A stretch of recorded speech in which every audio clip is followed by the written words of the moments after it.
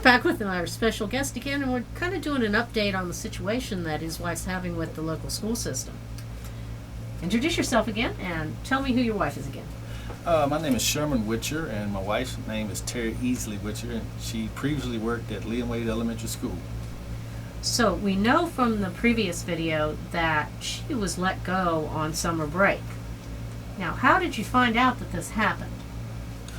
We was going through some mail and just picked it up and said, oh, this is a letter from the school. And she read it and it said that she was no longer needed at Leah Wade School and employed with the Franklin County school system because she let her license expire. Like I said in the other video, I'd heard that there was a provisional period that she had time to get this fixed, and she was told on the phone by a member of the administration that to get it fixed as soon as she could. Yes, she was, and that's where I'm at all and don't understand it, and kind of like saddened that this happened and nobody's really doing anything about it, just sitting there.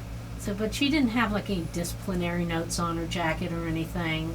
No, she's always been an exceptional teacher. She left the school normally and anticipating coming back on the 5th. She just went on break and she left her classroom the way she had her classroom? And yeah, she left the classroom and left her documents on the desk and just left for the summer.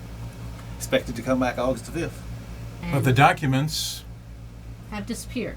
Yeah, the documents that she would need to get her license renewed through the county and eventually sent on to the state have disappeared, but they were laying on the desk when she left. So you haven't gotten any help from the school system about reconstructing this? They've got to have documentation on all this. Well, at this point, we haven't did anything, and last we heard she's fired, and nobody personally came and told her that. It's just like they sent her a letter, and then they sent her another letter that said you fired. But didn't the letter come right after someone told her that you got to get this done? Well, according to the time that we actually talked to HR, she actually talked to HR, the letter came the same day, and we got it probably 6-7 days later. But we didn't really look at it because we didn't look at none of the mail because we having such hardship in the house. And Your daughter was dying. Yeah, she was virtually almost dead, and by the grace of God, she didn't die, but she's still real sick, and her disease that she has, like a stage 4, it's there, and it just will get worse. It won't get better. But our time was concentrated on that. Yeah, your wife was doing what she should be doing and taking care of your family. Yeah, and I had heart surgery about several years ago, and you're not quite there either. No offense. So we, whole household sick, and she was taking care of all of us. And after she had that conversation with HR, she said she'd get to it. Well, when she got to it, she just happened to be looking at some letters, and she said, "Oh, this is a letter from the school," and the letter said she was terminated from the school, and she won't be coming back on August the 5th. But the letter was most likely written before the phone call. Well, according to where I looked at it, the letter was wrote on July the 3rd, and the phone call was on July the 3rd. So the office didn't talk to each other? That doesn't make any sense to me. I don't know. It's been heart-wrenching, and my wife has just been overwhelmingly depressed ever since. Can you tell us when the license actually expired? The license expired June the 30th. Well, that would just make it the weekend. Days after this. So she got the phone call. It's almost like they were waiting for it. Well, it seems like something or she got the phone call days later, which would be July the 3rd. The license expired June the 30th. So it was just like a few days. Yeah. And I think that was a weekend.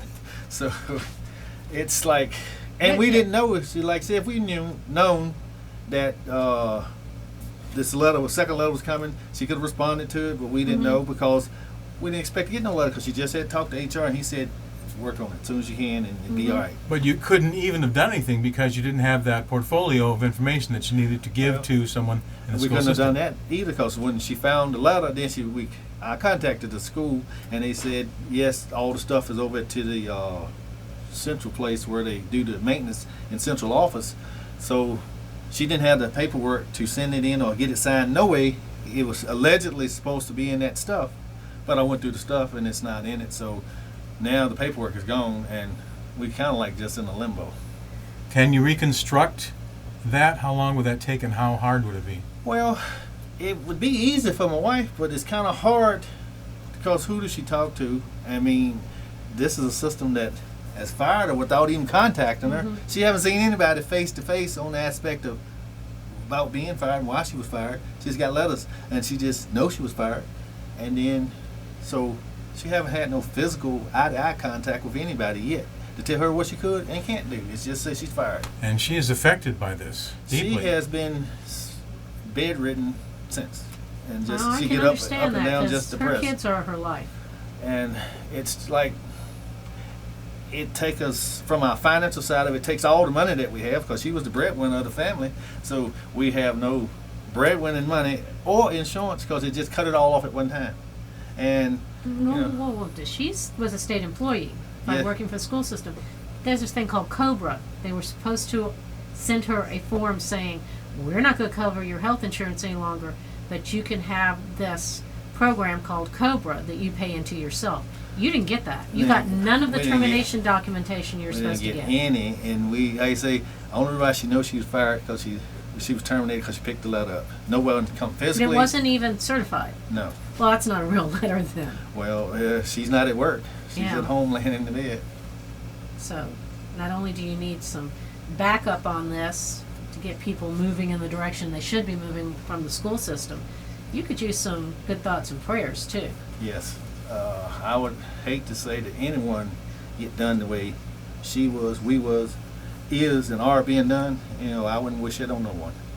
It And just if doesn't make sense to me. And if it happened to someone my wife knew, she'd be over there trying to do all she can do to figure out what can we do to help. And Well, that's why we're doing this. We want to get the situation out into the public because I know that she's got hundreds of students and parents who are grateful for the work she's put in all these years. yeah, So this is a plea in a way too, Yes. because because some of the parents asked her, say, "Are you not at school?" And why aren't you at school? So they don't know. They just Now, did they replace her with a teacher of similar ability or? no. I mean, I think it's a new teacher, and I don't know. I can't sit here and say what everybody's ability is, but I know But she's You- got the experience. you have the experience of a person who loved their job, willing to do their job, and exceed and excel in the job. how many years has she been teaching in the system? About 26. And what happens at 30? At 30, you can retire with full benefits, and it's you get a bonus too.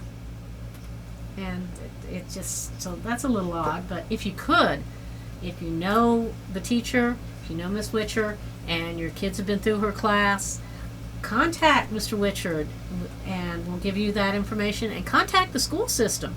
I mean, there's other teachers who probably don't even know what's going on, and that's going to affect them as well.